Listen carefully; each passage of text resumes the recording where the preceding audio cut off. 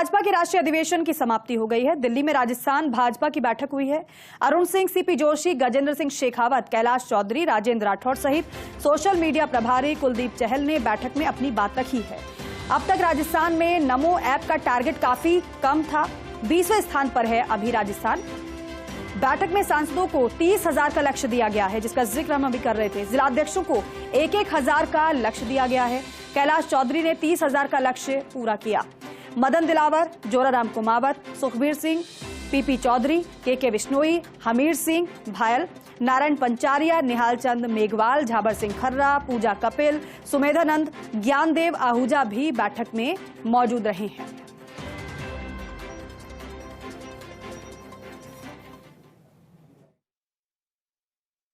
देश के अंदर पिछले 10 वर्ष के अंदर जनता जनार्दन को फर्क साफ नजर आ रहा है।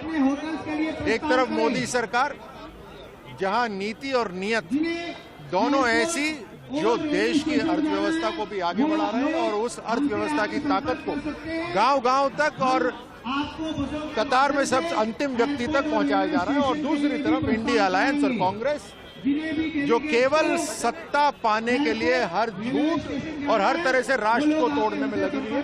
ये फर्क बिल्कुल साफ है और इस कारण से आज इस राष्ट्रीय अधिवेशन में सभी भारतीय जनता पार्टी के कार्यकर्ताओं को फिर से प्रेरित कर और पूरे देश को संदेश देकर ये तय है कि इस बार एनडीए को 400 पार और भारतीय जनता पार्टी को 370 पार।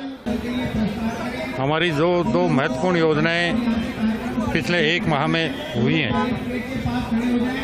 वो दोनों हमारे इस कार्यकाल में पूरा होकर प्रदेश को करोड़ों लाखों किसानों को इसका लाभ निश्चित रूप से मिलना शुरू हो गया। पहले के अधिवेशन भी बहुत अच्छे होते थे, ये अधिवेशन बहुत अच्छा है।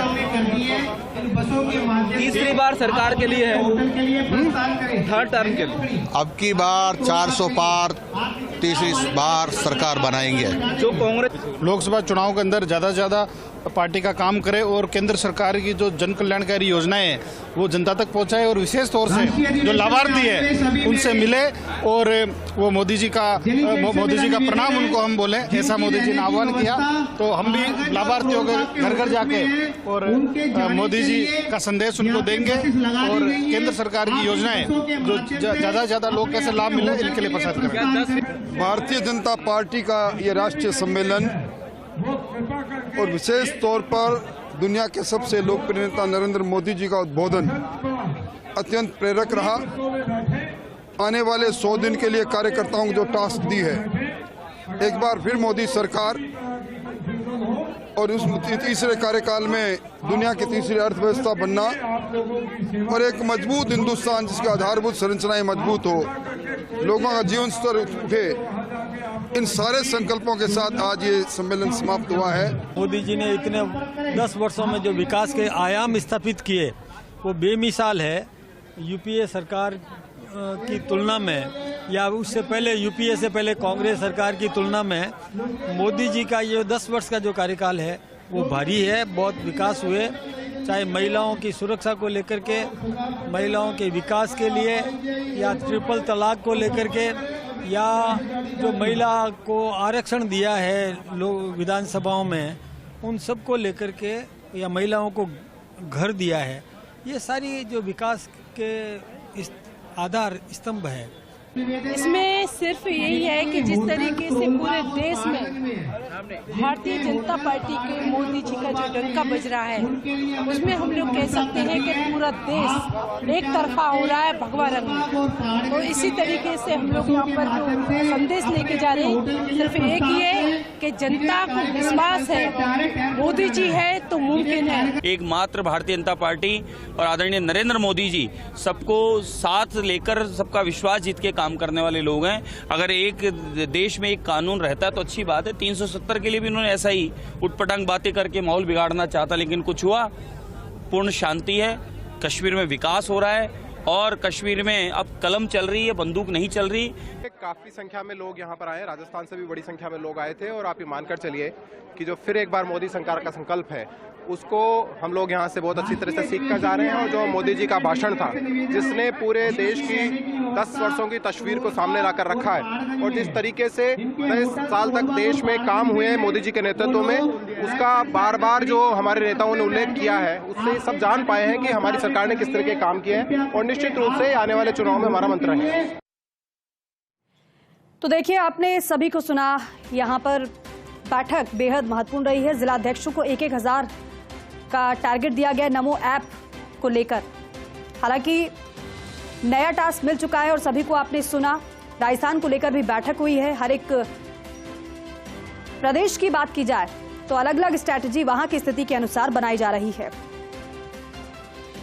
अब राजस्थान भाजपा की जो बैठक हुई बेहद महत्वपूर्ण, अरुण सिंह, सीपी जोशी, गजेंद्र सिंह शेखावत समेत कैलाश चौधरी, राजेंद्र राठौड़ सहित अन्य भी उपस्थित रहे हैं।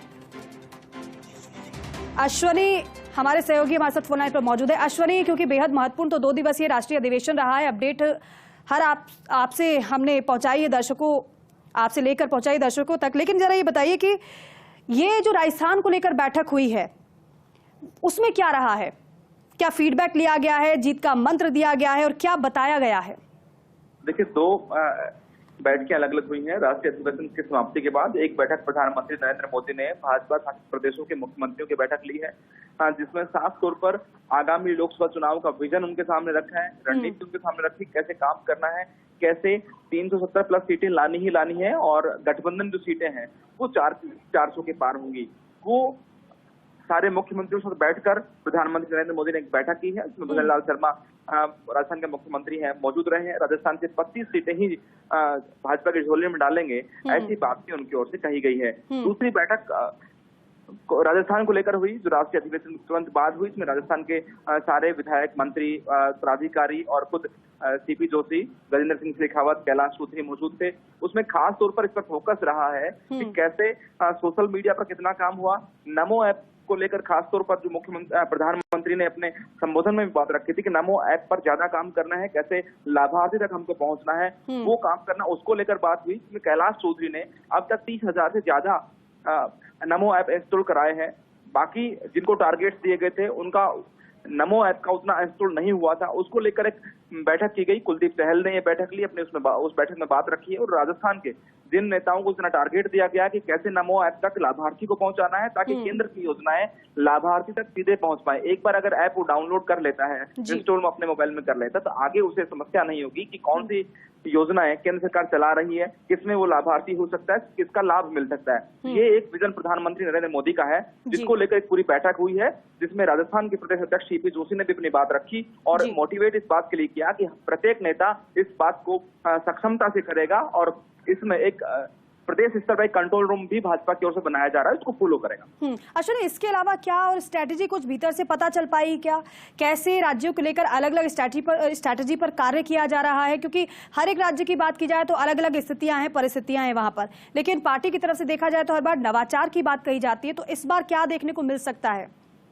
देखिए, अगर इस 2 दिन के अधिवेशन की ही बात करें तो प्रधानमंत्री ने अपने उद्बोधन में एक विराट विजन पेश किया, जिसमें न केवल राजस्थान, इसके अलावा बाकी प्रदेश जो भारत के हैं उन प्रदेशों को लेकर चर्चा हुई। उन्होंने ये बताया कि सबसे पहले उन्होंने खुद ने भी ये कहा कि मैं एक ऐसा पहला प्रधानमंत्री हूं जिन्होंने इस बात पर सोचा और किया। इससे पहले जो प्रधानमंत्री हुए उन्होंने आम आदमी की नहीं सोची। बहुत सारे ऐसे इलाके हैं जिसमें उन्होंने कहा कि नागालैंड में पहली बार पूर्वोत्तर से एक महिला को जो राज्यसभा से चुनकर आई, वो पहली महिला थी जो पूर्वोत्तर से चुनी गई, जबकि इससे पहले जो पार्टियां शासन में केंद्र में रही उन्होंने ऐसा नहीं किया। महिलाओं के लिए कानून की बात हो, किसानों के लिए हो, युवाओं के लिए हो, साथ में विदेश नीति को लेकर उन्होंने अपनी बात रखी।